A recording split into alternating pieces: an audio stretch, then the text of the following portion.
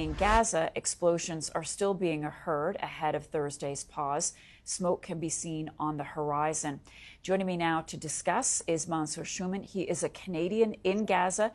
Mansour, hello to you. We haven't spoken for a few weeks. At that time, you were preparing to say goodbye to your family. I know that they made it through the border. Can you give us an update on you and what is happening where you are in Gaza right now? Thank you. It's good to connect again.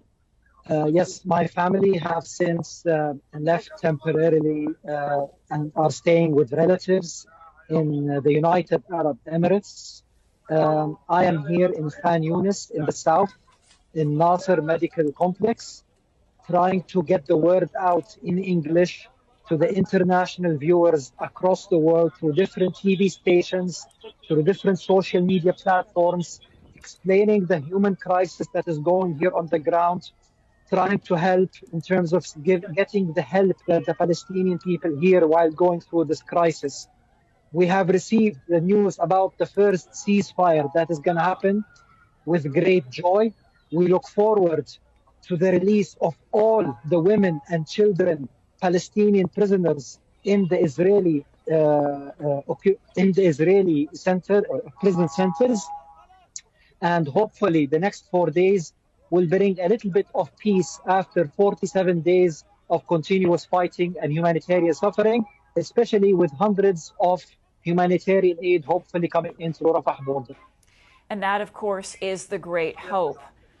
How confident are you, Mansour, that that aid will reach people who need it the most and not be taken by Hamas, as is the fear of many watching what is happening in Gaza?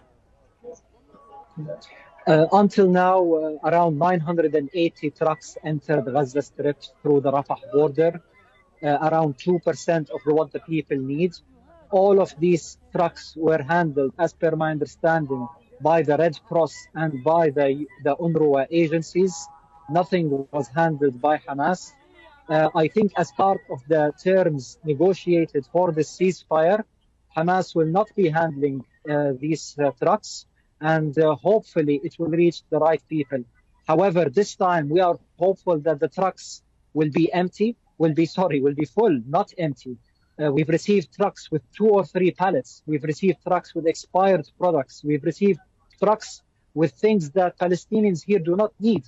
So hopefully now we get some fuel, we get some food, we get some clothes, we get some blankets, we get some medical supplies, and we get qualified volunteers, especially in the medical field. Do you have any regrets about staying behind in Gaza, given how difficult it is to survive there? Not at all. It's a privilege. It's an honor to be here. I believe that the people here in Gaza speak and act on behalf of all the free people in this world.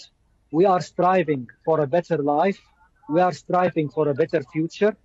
We are on the right side of history. We are making history. Together with the support of billions around the world, we will make sure that we achieve something that is great for all of humanity. And what does that mean?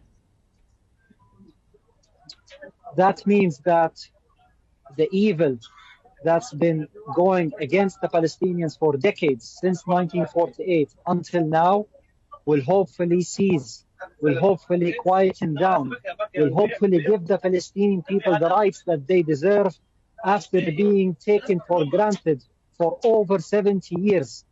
I'm originally from Jerusalem. My ancestors were pushed back, were killed in 1948 and 1967. The people in Gaza have been besieged for 17 years. We've had only electricity 8 hours on, 8 hours off. Palestinians are refugees all around the world.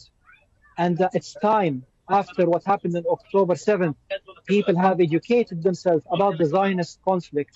People have educated themselves about what's happening in Palestine. And the world as a whole is waking up to what the evil forces have done, not only to Palestinians here, but to people all around the world. Do you think that people, Mansour, who have fled the north will be able to return home following this conflict?